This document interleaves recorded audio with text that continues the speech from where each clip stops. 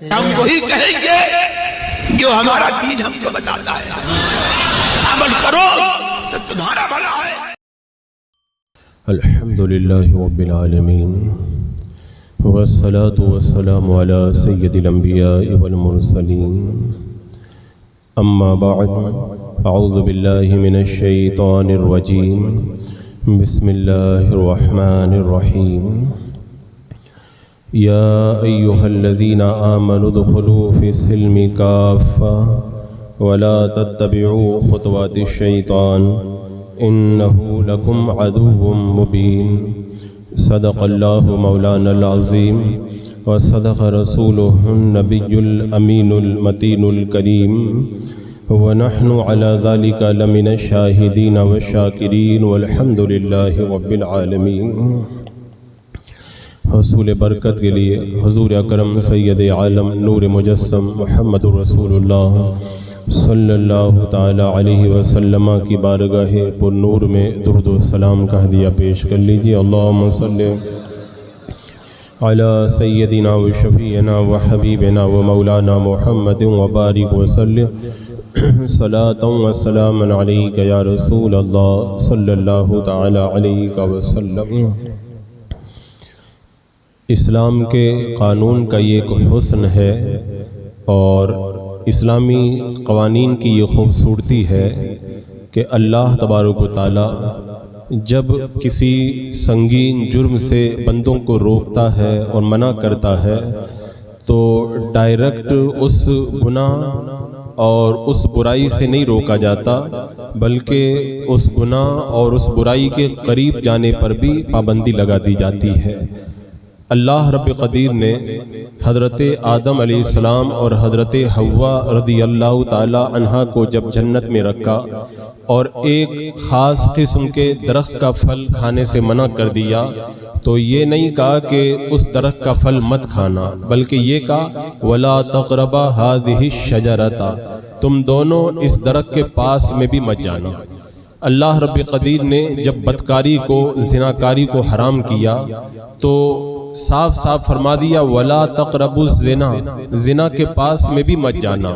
فرمایا کہ قُلْ لِلْمُؤْمِنِينَ يَغُضُّوا مِنْ أَبْصَارِهِمْ، مسلمانوں سے کہو کہ وہ اپنی نظروں کو جھکا کر کے رکھیں، جو راستہ انہیں بدکاری کی طرف لے کر کے جاتا ہے ان اسباب کو بھی اپنے کام میں مت لائیں۔ اسی طرح آپ اسلامی قوانین کا حسن دیکھیں، آپ کو جگہ جگہ یہ بات نظر آئے گی، اور عام طور پر جب بندہ کوئی گناہ کرتا ہے تو اس میں دل کا بڑا رول ہوا کرتا ہے، اور دل پر جو چیزیں اثر کرتی ہیں زیادہ تر 3 بڑی چیزیں اثر کرتی ہیں: دیکھنا، بولنا اور سننا، یعنی آنکھ، زبان اور کان کا دل پر بڑا اثر ہوتا ہے۔ اس لیے اللہ رب قدیر نے زبان پہ پابندی لگائی کہ وہ غلط چیزوں کو اپنی زبان سے نہ نکالے، آنکھوں پہ پابندی لگائی غلط چیزوں کو نہ دیکھیں، کانوں پہ پابندی لگائی کہ غلط چیزوں کو نہ سنیں، تاکہ ان دروازوں سے گندا پانی دل کے حوض کے اندر نہ اترے اور دل میلا ہو کر کے گناہوں کی طرف نہ بڑھنے پائے۔ لیکن آج ہم دیکھ رہے ہیں کہ اللہ رب قدیر نے جن گناہوں کے دروازوں کو بند کرنے کے لیے پابندیاں عائد کی تھیں، جو حدیں قائم کی تھی، ان حدوں کو ہم دھڑلے سے توڑتے ہوئے نظر آتے ہیں۔ آج ہمارے معاشرے کے اندر کانوں کے ذریعے جو گناہ سرزد ہو رہے ہیں، یہ بات میں اس لیے آپ کے سامنے رکھ رہا ہوں کہ مختلف جمعہ کے اندر میں نے موجودہ ملک کے حالات اور جو عالمی حالات ہیں ان کو لے کر کے مسلمانوں کی تباہی اور بربادی کے اسباب کیا ہیں ان کو اپنا عنوان بنایا ہے، اور تباہی اور بربادی کا ایک بڑا سبب یہ بھی ہے، اس لیے میں آج اس کو ذکر کرتا ہوں کہ کانوں کے راستے سے گناہوں کا ایک بہت بڑا سیلاب ہمارے دل کے اندر داخل ہوتا ہے۔ اسی لیے اللہ رب قدیر نے کانوں پر بھی پابندی لگا دی، اور قرآن پاک میں فرمایا کہ قیامت کے دن کانوں سے بھی پوچھا جائے گا کہ تم نے کیا کیا کیا ہے۔ لیکن آج کانوں کے ذریعے جو گناہوں کا بازار گرم ہے، میرے آقا صلی اللہ تعالیٰ علیہ وسلم نے جب قیامت کی نشانیاں گنائی تھی تو قیامت کی نشانیوں کے اندر ایک بڑی نشانی یہ بھی بتائی تھی کہ گانے بجانے یہ عام ہو جائیں گے۔ ایسا نہیں کہ یہ آج ہو رہا ہے، اس سے پہلے بھی بہت گانے بجانوں کا سسٹم رہا ہے، لیکن آج جتنا یہ گانوں بجانوں کا معاملہ عام ہو گیا ہے اس کا آپ تصور کریں تو رونگٹے کھڑے ہو جائیں۔ گھر کے اندر میوزک بج رہی ہے، آپ باہر نکل جائیں وہاں پر بھی گانے کی آواز آپ کے کان کے اندر پڑے گی۔ اگر نکاح کی محفل ہے تو گانا باجا آپ کو وہاں پر بھی نظر آئے گا۔ عقیقہ کی محفل ہے وہاں پر بھی لوگ گانا بجانا سے نہیں چوکتے، بلکہ ختنہ جو سنت مصطفیٰ ادا کی جاتی ہے اس سنت کی ادائیگی کی محفل کے اندر بھی آپ کو گانے باجے کی کثرت نظر آئے گی۔ ایک مونگ پھلی بیچنے والا جب ٹھیلا لے کر کے نکلتا ہے وہ بھی گانا بجاتا ہوا نکلتا ہے، رکشہ چلانے والا وہ بھی اپنے رکشے کے اندر گانا بجا رہا ہے۔ آپ جو ہے وہ بس میں بیٹھ جائیں گانے کی آواز آپ کے کانوں میں آئیں گی، پلین میں داخل ہو تو سب سے پہلے جو آواز آپ کے کانوں میں ٹکرائے گی وہ میوزک کی آواز ٹکرائے گی۔ ایک کسان اپنے کھیت کے اندر جب ٹریکٹر چلاتا ہے تو وہ گانا بجاتے ہوئے ٹریکٹر چلاتا ہوا نظر آتا ہے۔ آپ شاپنگ مال کے اندر چلے جائیں وہاں پر بھی میوزک کی دھن آپ کے کانوں کے اندر پڑے گی۔ آپ دیکھیں کہاں کہاں ایک معمولی ٹھیلا چلانے والے سے لے کر کے بڑی بڑی قیمتی گاڑیوں کو چلانے والوں کو آپ دیکھیں گے کہ وہ بھی اس گانے کی وبا کے اندر گرفتار نظر آتے ہیں۔ حضرات مکرم، بلکہ حال تو یہ ہو گیا ہے، ایک جنازے کے اندر جانا ہوا تو جب جنازے کی نماز ہونے لگی ایک صاحب کا موبائل بج اٹھا اور موبائل پر انہوں نے رنگ ٹون پر گانا بجا کر کے رکھا تھا۔ اب ظاہر سی بات ہے غم کا ماحول ہے، ایسے غم کے ماحول میں جب گانا بجے گا تو کیا اثر ہوگا؟ وہ بڑے شرمسار ہوئے، جلدی سے موبائل کی گھنٹی بند کر دی، لیکن دوبارہ پھر کال آئی، پھر گانا بجنا شروع ہو گیا۔ اب آپ بتائیں موبائل ہماری ضرورت تھی، ہم اس پر ایک سادہ رنگ ٹون لگا کر کے کام چلا سکتے تھے، لیکن اس کو بھی ہم نے گناہ کا ذریعہ بنایا۔ اور اس کے بعد میں پھر 2 قدم آگے بڑھ کر کے معاملہ یہاں تک پہنچا کہ کسی کو فون لگاؤ تو یہ بندہ خود تو نیک ہے، گانے سے بچتا ہے، لیکن سامنے والے کو فون لگایا اس کو اتنا جو ہے وہ جہنم میں جانے کا شوق چڑھا ہوا ہے کہ وہ اپنے موبائل پر فون آنے کے لیے جو گھنٹی سیٹ کر کے رکھا اس پر بھی گانا لگا ہے۔ اب فون لگانے والے کے پاس میں یہی راستہ ہے، یا تو فون کاٹ دے یا پھر موبائل کو اپنے آپ سے تھوڑا دور کر دے اور یا پھر آرام سے اس کا گانا سنے اور وہ بھی گنہگار ہو اور یہ بھی گناہ کے اندر مبتلا ہو۔ ایسی نوبت آ گئی ہے حضرات مکرم۔ آج میرے آقا علیہ السلام نے فرمایا تھا نا کہ قیامت کی نشانیوں میں سے ہے کہ گانا بجانا عام ہو جائے گا۔ یہ کتنا عام ہو چکا ہے۔ ایک بار مسجد نبوی شریف کے اندر نماز ہو رہی تھی اور کسی صاحب کا موبائل بج اٹھا اور اس کی رنگ ٹون کے اوپر گانا سیٹ کیا ہوا تھا۔ اب ظاہر سی بات ہے مسجد نبوی کے جو مائک ہیں ان کی سنسٹی بڑی ہائی ہوتی ہے، وہ بڑی دور سے آواز کو کیچ کرتے ہیں۔ اب پوری مسجد نبوی کے اندر نماز ہو رہی ہے، گانا گونج رہا ہے۔ اب آپ بتائیں میرے آقا صلی اللہ تعالیٰ علیہ وسلم کی مقدس مسجد جو ہے وہ گانے سے گونج اٹھی ہے۔ آج یہ گانے بجانے کا یہ سسٹم ایسا عام ہوا، اگر گھر کے اندر پہلے تو ایک دور تھا کہ گانا کوئی آدمی شوق سے سننا چاہتا تھا تو سنتا تھا، آج اگر موبائل کھولتا ہے کوئی دوسرا کام بھی کرنا چاہتا ہے تو سامنے پہلے میوزک اس کے کانوں کے اندر آ کر کے پڑتی ہے۔ میرے آقا صلی اللہ تعالیٰ علیہ وسلم نے ایک موقع پہ ارشاد فرمایا تھا کہ عذاب آئے گا۔ کیسا عذاب؟ مفہوم حدیث پاک ہے کہ لوگ بندر اور خنزیر بنا دیے جائیں گے۔ صحابہ کرام رضوان اللہ تعالیٰ علیہ مجمعین نے پوچھا تھا کہ یا رسول اللہ کیا وہ لوگ توحید اور رسالت کی گواہی نہیں دیں گے؟ میرے آقا علیہ السلام نے ارشاد فرمایا وہ توحید اور رسالت کی گواہی دیں گے۔ صحابہ کرام نے پوچھا کہ یا رسول اللہ پھر ان پر عذاب کیوں آئے گا؟ میرے آقا صلی اللہ تعالیٰ علیہ وسلم نے ارشاد فرمایا وہ گانے بجانے کے اور رقاصہ عورتوں کے عادی ہوں گے، شراب کا دور دورہ ہوگا، کھیل کود میں مصروف ہوں گے، یہاں تک کہ رات میں جب سوئیں گے صبح میں اٹھیں گے تو اللہ انہیں بندر اور خنزیر کے اندر تبدیل فرما دے گا۔ یہ اتنا سخت وبال۔ ایک روایت کے اندر آتا ہے حضرت عبداللہ ابن مسعود رضی اللہ تعالیٰ عنہ ارشاد فرماتے ہیں کہ قیامت سے پہلے اس امت کے اندر اندر 4 بڑے فتنے ہوں گے، ان میں سے سب سے آخری بڑا فتنہ گانے بجانے کا فتنہ ہوگا۔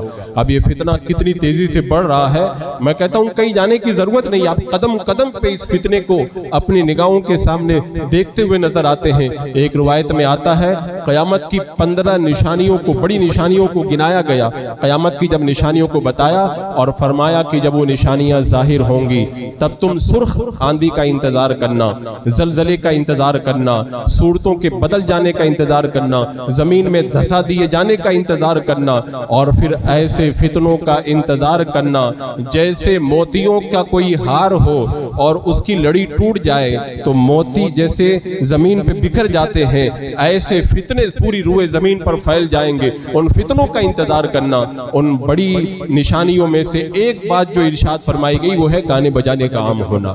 جب حالات کا ہم جو تجزیہ کرتے ہیں اور بگڑتے ہوئے حالات کی طرف دیکھتے ہیں تو میں کہتا ہوں حدیث پاک کے اندر جو نشانیاں بتائی گئی تھی ان میں اگر آپ غور کریں گے تو آپ کو خود کو پتا چلے گا ہم رفتہ رفتہ وہی کام کر رہے ہیں جو فتنوں کو دعوت دینے والے ہیں، ہم وہی کام کر رہے ہیں جو زلزلوں کو دعوت دینے والے ہیں، ہم وہ کام کر رہے ہیں جو ہمارے لیے تباہی اور بربادی کو دعوت دینے والے ہیں۔ اور اس کے بعد میں اگر کسی کو سمجھایا جائے، جب وہ حدیث پاک ہم بیان کرتے ہیں، اللہ کے رسول علیہ السلام نے ارشاد فرمایا کہ جو گانے والی کے پاس میں بیٹھے اور گانا سنے قیامت کے دن اللہ رب قدیر اس کے کان کے اندر پگھلایا ہوا سیسا ڈالے گا۔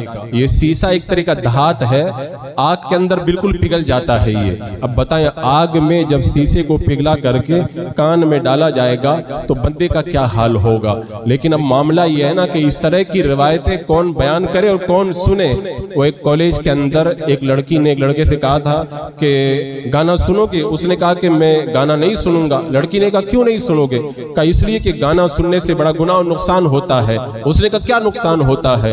تو لڑکے نے کہا کہ میں اسلام کے مطابق بتاؤں یا پھر گوری چمڑی والے انگریزوں کی بات تم کو بتاؤں؟ اس نے کہا کہ مولویوں والی باتیں مت کرو، مولویوں نے یہی تو بتایا ہے نا کہ کان کے اندر سیسا پگھلا کے ڈالا جائے گا، تم وہ باتیں میرے سامنے مت کرو۔ تو اس لڑکے نے کہا کہ ایک انگریز پروفیسر نے اس بات کو لکھا ہے کہ جو گانا سنتا ہے تو خیالی دنیا میں چلا جاتا ہے جس سے اس کا میموری پاور کم ہو جاتا ہے۔ ایک دوسرے بہت بڑے سائنسدان نے لکھا ہے کہ گانا سننے سے انسان کے دماغ پر بہت بڑا اثر پڑتا ہے۔ وہ ایک ایک کر کے انگریزوں اور سائنسدانوں کی باتیں بتاتا چلا گیا، آخر میں ایک کتاب کا نام بتایا۔ امریکہ میں انگلش زبان کے اندر یہ کتاب چھپی ہے جس میں بہت زیادہ ریسرچ کے بعد میں لکھا گیا ہے کہ گانا سننے سے انسان کی سوچ، انسان کی فکر، انسان کے دماغ اور اس کے میموری پاور کو کتنا نقصان ہوتا ہے۔ جب ساری باتیں اس لڑکے نے بیان کر دی تو لڑکی نے جواب میں کہا تمہاری لاجک تو بہت اچھی ہے۔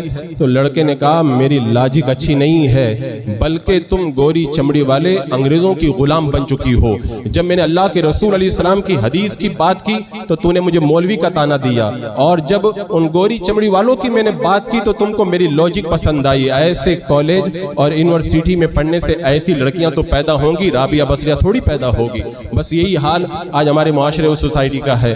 تقریر کر دو، انہیں حدیث سنا دو، قرآن کی آیت بتا دو، ایسا لگتا ہے یہ صرف مولویوں کی باتیں ہیں، اور انہیں جب کسی ڈاکٹر کی بات بتاؤ، انہیں کسی پروفیسر کی بات بتاؤ، کسی سائنسداں کی بات بتاؤ تو کہتے ہیں بڑی اچھی لوجک ہے، یہ تو بڑی پتے کی بات بتائی ہے۔ جس قوم کا یہ حال ہو چکا ہو، رسول اللہ صلی اللہ تعالی علیہ وسلم کی بات کے اندر انہیں کچھ لوجک نظر نہیں آتی، اور انہیں اپنے ان گوری چمڑے والے انگریزوں کی ذہنی غلامی اتنی پسند ہے، وہ جو بات کہیں دل و جان سے قبول کرتے ہوئے نظر آتے ہیں۔ حالم یہ ہو چکا ہماری لوجک کا، میں بتاؤں یہ ایک بڑا کڑوا عنوان ہے، ہمارا حال یہ ہو چکا ہے لوجک کے حوالے سے کہ اگر میرے آقا صلی اللہ تعالی علیہ وسلم اگر پوری حیا کا حکم دے، پردے کا حکم دے تو کہتے ہیں یہ مولویوں کی باتیں ہیں، اور اگر انگریزوں کی طرف سے، اگر ان دنیا داروں کی طرف سے یہ بتایا جائے کہ کپڑے پھاڑ کر کے پہنو تب بھی کہتے ہیں لوجک بڑی اچھی ہے، اگر علماء کی طرف سے بتایا جائے اسلام کی ان پابندیوں پہ عمل کرو تو کہتے ہیں صرف مولویوں کی باتیں ہیں، اور اگر بتا دیا جائے یہ ٹریفک مت توڑنا، اس سے یہ نقصان ہوگا، یہ مت کرنا، یہ قانون لاگو ہوگا، تو کہتے ہیں ہمارے فائدے کے لیے تو کہا گیا ہے، یہ تو صحیح لوجک ہے۔ تو دنیا والوں کی لوجک ہمیں سمجھ میں آئے اور رسول اللہ صلی اللہ علیہ وسلم کے قانون کی نظر ہماری نظر میں اہمیت نہ رہ جائے تو اس کے بعد میں پھر عذاب نہیں آئے گا تو کیا آئے گا۔ حضرات مکرم، یہ بہت بڑی بہت لمبی پلاننگ ہے یہ۔ یہود و نصارہ نے مسلمان قوم کو تباہ و برباد کرنے کے لیے باضابطہ طور پر میوزک کا ایک سسٹم بنا کر کے رکھا۔ یاد ہوگا آپ کو میرے آقا صلی اللہ تعالیٰ علیہ وسلم جب مکہ المکرمہ کی سرزمین پر قرآن کی آیتیں پڑھ کر کے سناتے، قرآن کی آواز سن کر کے بچوں، بوڑھوں، عورتوں کے دلوں میں ایسا اثر ہوتا، لوگ دوڑ دوڑ کر کے آتے اور اسلام قبول کرتے، اسلام کے دامن میں آ جاتے۔ نضر بن حارث نے جب یہ دیکھا، وہ سفر پہ گیا، وہاں سے 2 گانے والی لڑکیاں خرید کر کے لایا اور اس کے بعد میں کہنے لگا کہ یہ نبی تو تمہیں ڈراتے ہیں جہنم کی آگ سے، نماز پڑھو، روزہ رکھو، زکات دو، یہ پابندی لگاتے ہیں، آؤ میں تمہیں ایسا گانا سناتا ہوں جس کے اندر کوئی تکلیف نہیں ہے، خوب جشن مناؤ، عیش کرو۔ تو پھر وہ جو دنیا دار لوگ تھے ان گانے والوں کی طرف دوڑ پڑے۔ تو یہ اس دور سے چلا آ رہا ہے، قرآن سے روکنے کے لیے، صحیح تعلیمات سے روکنے کے لیے لوگوں کو میوزک کے اندر، گانا باجا کے اندر، ڈھول تاشا کے اندر لگایا جائے تاکہ قوم اور امت تباہ ہو جائے۔ حضرت داؤد علیہ السلام کے بارے میں نے تفسیر میں بتایا تھا کہ حضرت داؤد علیہ السلام کو اللہ نے بڑی پیاری آواز دی تھی۔ جب وہ اللہ کی حمد اپنی سریلی آواز میں کرتے تو ایک لوگوں پر وجد طاری ہو جاتا، ایک کیفیت طاری ہو جاتی۔ شیطان نے جب دیکھا نا تو بانسری لے کر کے آ گیا اور گانا بجانے لگا۔ اچھے لوگ تھے حضرت داؤد علیہ السلام کے پاس جمع ہو گئے، جو برے لوگ تھے وہ شیطان کا گانا سننے کے لیے جمع ہو گئے۔ بتاؤ اس دور ہی سے یہ روایت قائم ہو چکی ہے، جو اچھے لوگ ہوں گے وہ قرآن سنیں گے، نعت مصطفیٰ سنیں گے، اچھے لوگ ہوں گے اسلامی باتوں سے سن کر کے اپنے دلوں کو فرحت پہنچائیں گے۔ جو شیطان کے چیلے ہوں گے، سب سے پہلے شیطان نے گانا گایا تھا، سب سے پہلے شیطان نے گانا گایا تھا، سب سے پہلے شیطان نے یہ طریقہ رائج کیا تھا۔ تو جو غلط قسم کے لوگ ہوں گے وہ انہی کے نقش قدم پہ جائیں گے، ایسے بھونڈے قسم کے گانوں کے پیچھے اپنی دنیا اور آخرت کو تباہ کرنے کے لیے دوڑتے ہوئے نظر آئیں گے۔ حضرات مکرم، میں اس حوالے سے تقریر تو بہت کر چکا ہوں اور مجھے پتا ہے کہ آپ لوگوں کو یہ لوجک اچھی لگتی بھی نہیں ہے، کیونکہ آپ لوگوں کو اس لوجک کی ضرورت ہے جو کالج کی لڑکی نے لوجک بتائی تھی کہ دنیا والے جب بتائیں گے تو بڑا اچھا لگے گا، لیکن یہ ایک ذمہ داری ہے، یہ ذمہ داری ہے آپ کو مسلمان ہونے کی حیثیت سے۔ اتنا تو یاد رکھنا چاہیے میرے آقا صلی اللہ تعالیٰ علیہ وسلم کا کردار کیا تھا۔ حضرت عبداللہ ابن عمر رضی اللہ تعالیٰ عنہ راستے سے گزر رہے ہیں، ایک چرواہا بانسری بجا رہا تھا۔ آج کل میوزک ہے، کل بانسری بجتی تھی، تو آپ نے اپنے کانوں کے اندر انگلی ڈال لی اور اپنے غلام سے کہا، راستہ چھوڑ دیا، دوسرے راستے پہ نکل گئے، کان میں انگلی بھی ڈالی اور جس راستے سے گانے کی آواز آ رہی تھی وہ راستہ چھوڑ کر کے دوسرے راستے پہ چلے گئے۔ اب اس کے بعد میں اپنے غلام سے پوچھا کہ اب وہ بانسری کی آواز آ رہی ہے کہ بند ہو گئی؟ غلام نے کہا کہ بند ہو گئی۔ آپ نے پھر اپنے کان سے انگلیاں سے جو ہے وہ اپنے کان سے انگلیوں کو نکالا اور اس کے بعد میں پہلے والے راستے پر آ کر کے چلنے لگے۔ غلام نے پوچھا کہ آپ نے ایسا کیوں کیا؟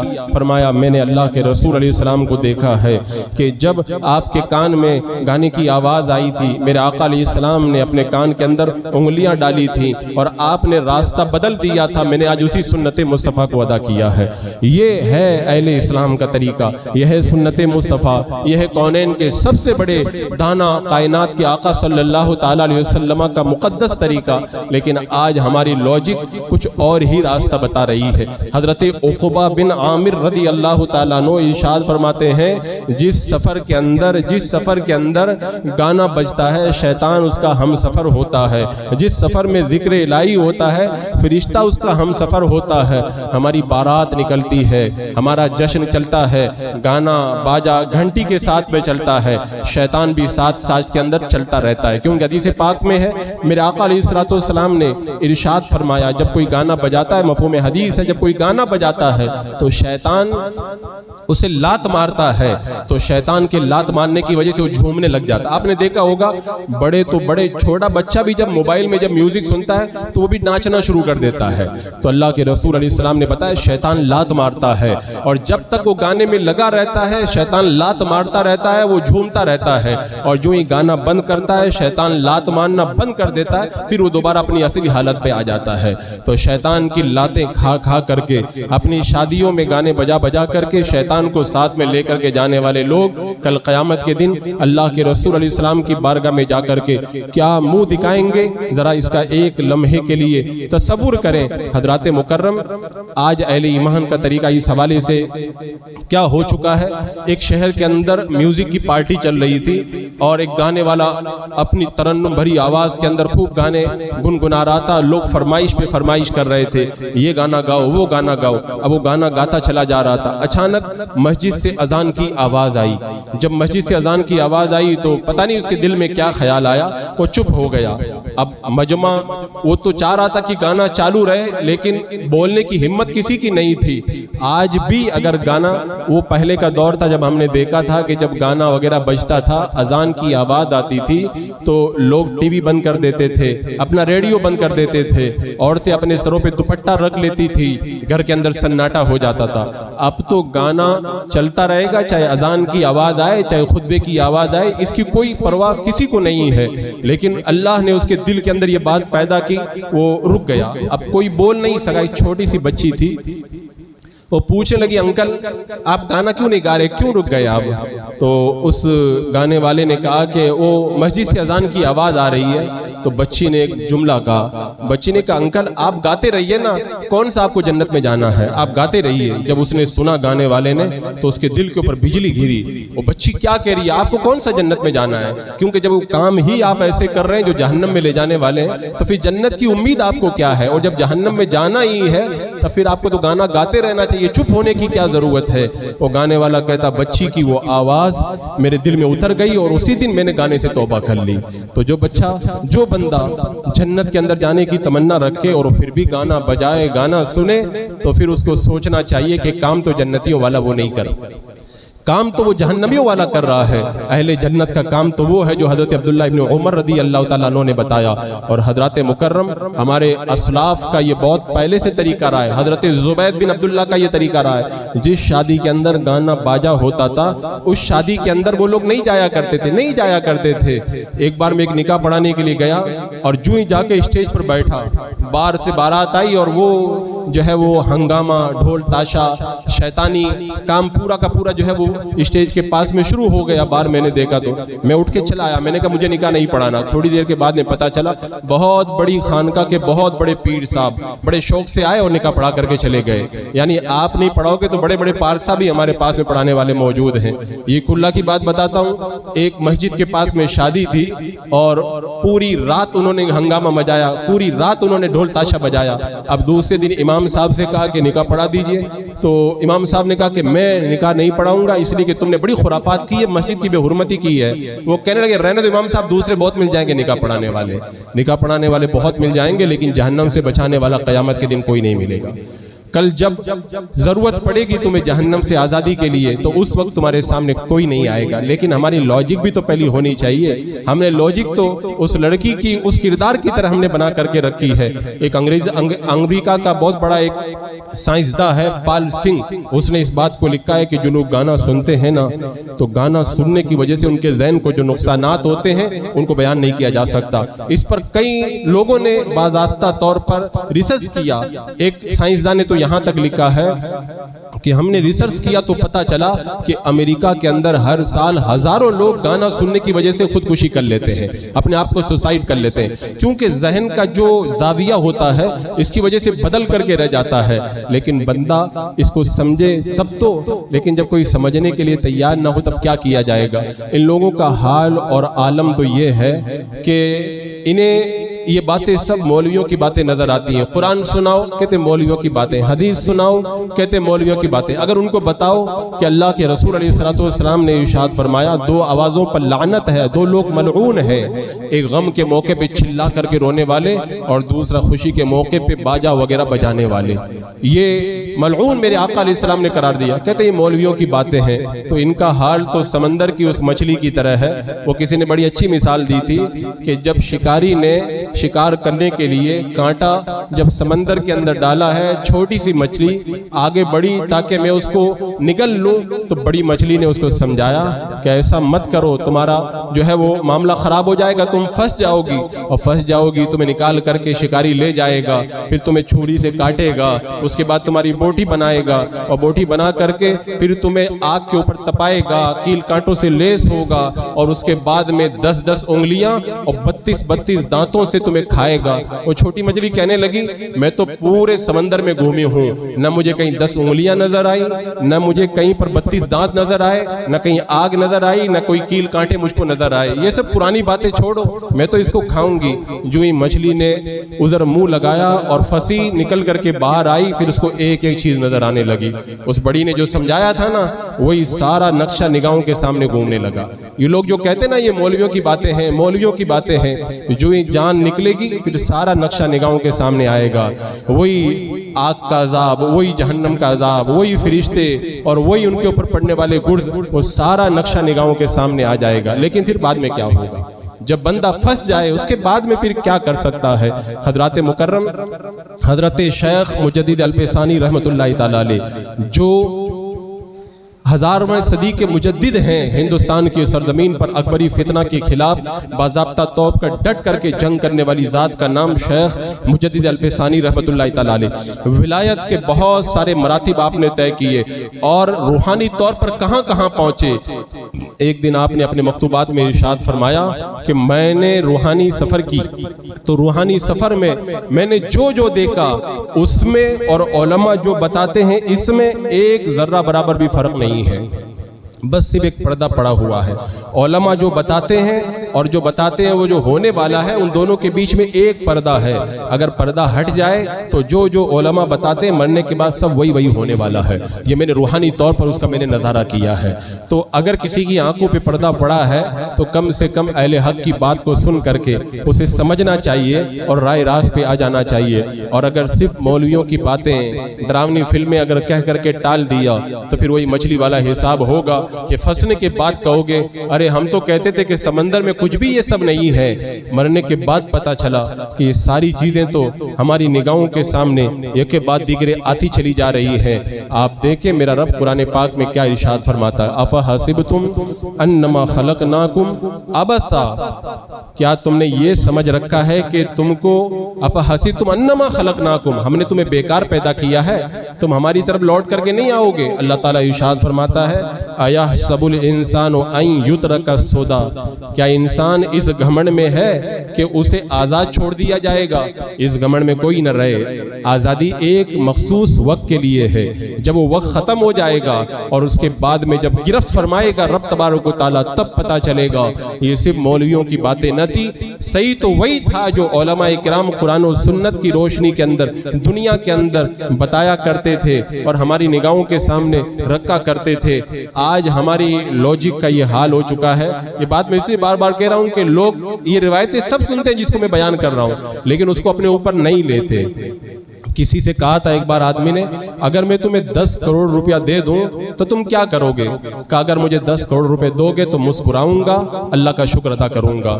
تو کہا لیکن ایک شرط ہے، 10 کروڑ روپیہ دوں گا لیکن ساتھ میں یہ بھی شرط ہے کل صبح کے وقت میں تمہاری آنکھ پھر کبھی نہیں کھلے گی۔ اس نے کہا تب پھر مجھ کو پیسہ نہیں چاہیے۔ کہا کہ اتنا پیسہ دے رہا ہوں پھر بھی تمہیں پسند نہیں؟ کہا کہ وہ کل جو صبح ہوگی نا مجھے وہ زیادہ پسند ہے، مر گیا تو پھر یہ پیسہ میرے کیا کام کا؟ کہا اس کا مطلب یہ ہوا کہ یہ کروڑوں روپے سے زیادہ بہتر وہ صبح ہے جو اللہ تعالیٰ روزانہ تمہیں عطا فرماتا ہے۔ روزانہ رات میں تم جو سو جاتے ہو اور صبح میں جو اٹھتے ہو نا، یہ اللہ کی اتنی بڑی نعمت ہے کہ تم 10 کروڑ روپیہ دے کر بھی نہیں لوگے۔ اگر آپ سے بھی کوئی کہے کہ کروڑوں روپیہ لے لو لیکن کل نیند نہیں کھلے گی، آپ پیسہ لینا گوارا نہیں کریں گے۔ اس سے آپ اندازہ لگائیں روزانہ کی جو صبح ہوتی ہے نا، اللہ کا کتنا بڑا کرم ہے۔ یہ کروڑوں کروڑوں روپے سے زیادہ قیمتی ہے، لیکن ہمارا یہ حال ہو چکا ہے کہ ہم اللہ کی دی ہوئی اس کروڑوں روپے سے زیادہ قیمتی نعمت کو روزانہ پاتے نہ صبح میں اٹھ کے مسکرا کے الحمدللہ پھر کہنا گوارا نہیں کرتے ہیں۔ اگر کوئی کروڑ روپیہ دے دے تو مسکرا کے کہیں گے تمہارا شکریہ، اللہ تعالیٰ روز وہ اتنی بڑی نعمت دیتا ہے، لیکن اس کے باوجود بھی ہم اللہ کا شکر ادا کرتے ہوئے نظر نہیں آتے۔ اسی لیے حدیث پاک میں فرمایا جو گانا سنتا ہے وہ کفران نعمت کرتا ہے۔ اللہ نے جس کام کے لیے کان دیے ہیں اس کام میں اس کو استعمال نہیں کرتا، کسی اور کام میں استعمال کرتا ہے، یہ اللہ کی نعمت کی ناشکری ہے۔ اور قیامت کے دن اللہ تبارک و تعالیٰ اس نعمت کے بارے میں پوچھے گا۔ شیطان کو اللہ نے کیا کہا تھا؟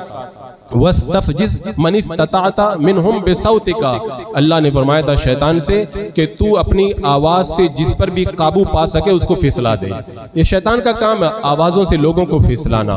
اور یہ بات یاد رکھیں، یہ گانے بجانے کا جو سسٹم جو رائج کیا گیا ہے، یہ صرف بے حیائی کے لیے رائج کیا گیا، کیونکہ میرے آقا علیہ السلام نے ارشاد فرمایا کہ حیا ایمان میں سے ہے، اور ایمان جنت میں سے ہے۔ جو بندہ حیا کرے گا وہ جنت میں جائے گا۔ اور ارشاد فرمایا حیا اور ایمان دونوں ساتھ ساتھ میں ہیں۔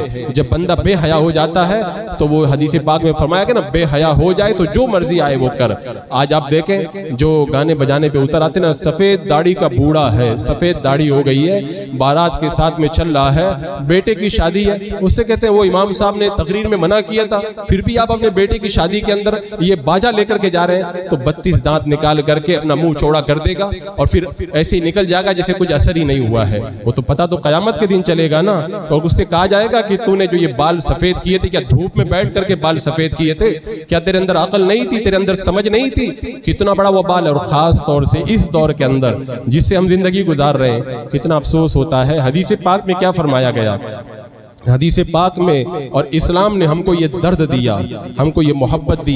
اگر پورب کے اندر ایک مسلمان بے چین ہوتا ہے، پچھم کے اندر کھڑا ہوا مومن بندہ اپنے دل میں اس درد کو محسوس کرتا ہے۔ اسلام نے ہم کو یہ درد دیا۔ آج آپ دیکھیں فلسطین کی سرزمین پر بچوں کی خون کی ہولی کھیلی جا رہی ہے، آج ان کے پاس میں کھانے کے لیے کچھ نہیں ہے، کیچڑ کے اندر بچے لیٹے ہوئے ہیں، ان کے پاس میں صاف ستھری زمین بھی نہیں جہاں پر وہ لیٹ سکیں، ماؤں کے سائے سر سے اڑ گئے، ان کے باپ بے دردی کے ساتھ میں شہید کر دیے گئے، روٹی کے دانے دانے کے محتاج ہیں، بڑی مشکل سے لائن لگا کر کے چند لقمے جن کو میسر آتے ہیں، مائیں بیوہ ہو گئی، بچے یتیم ہو گئے، باپ بے سہارا ہو کر کے رہ گئے۔ آج وہ لاشوں کا انبار ہے کہ دفن کرنے کے لیے قبر کھودنے والوں کی بھی کمی پڑ رہی ہے۔ ایسے مشکل حالات کے اندر امت کا پیسہ پانی کی طرح گانے باجے کے اندر اور ایسی بے حیائیوں کے اندر صرف ہو کہ اللہ کو جا کر کے منہ نہیں دکھانا ہے۔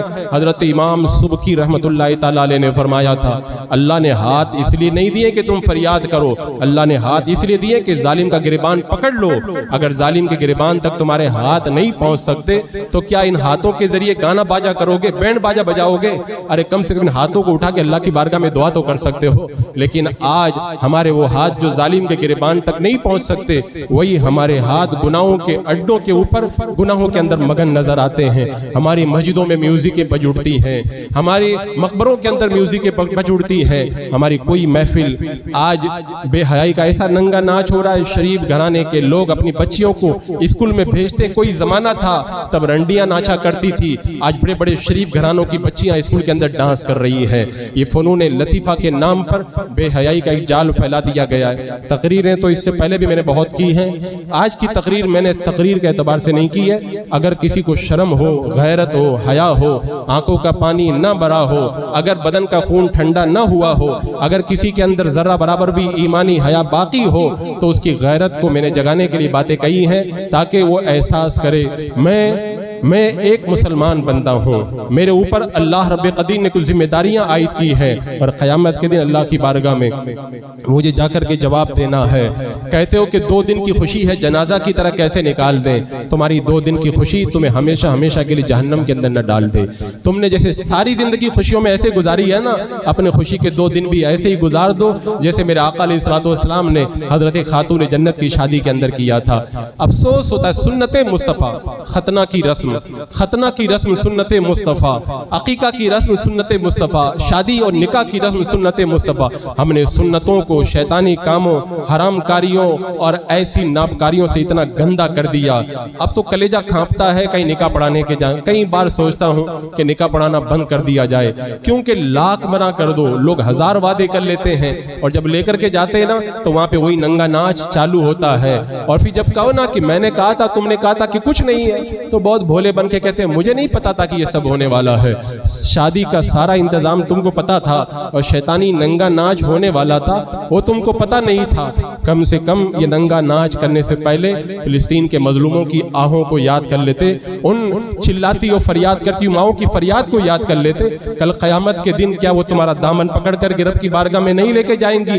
ہم دانے دانے کے لیے محتاج تھے، لیکن امت مسلمہ عیاشیوں میں ایسے پڑی ہوئی تھی جسے امت کو پتہ ہی نہیں تھا کہ ہمارے اوپر کیا گزر رہی ہے۔ سب کچھ جواب دینا ہوگا۔ ان السمع والبصر والفؤاد کل اولئک کان عنہ مسئولا۔ اللہ تعالیٰ ارشاد فرماتا ہے کانوں سے بھی پوچھا جائے گا، آنکھوں سے بھی پوچھا جائے گا، اور دلوں سے بھی پوچھا جائے گا، اور ایسے پوچھا جائے گا زبان پہ مہر لگا کے کہا جائے گا تو چپ رہے، آج تجھے نہیں بولنا ہے، آج تیرے اعضا بول کر کے بتائیں گے دنیا میں کیا تماشا تو کر کے آیا تھا۔ خدا کے لیے ڈرو اور خالی مولویوں کی باتیں سمجھ کر کے انہیں اگنور مت کر دو، نہیں تو کل وہی سمندر کی مچھلی کی طرح جب سارے مناظر نگاہوں کے سامنے آئیں گے سب پچھتانے کے سوا کوئی راستہ نہیں رہے گا۔ اللہ رب قدیر میری قوم کو سمجھ عطا فرمائے، اپنی ان ماں اور بہنوں کی فریاد کا درد عطا فرمائے، صراط مستقیم پر استقامت عطا فرمائے۔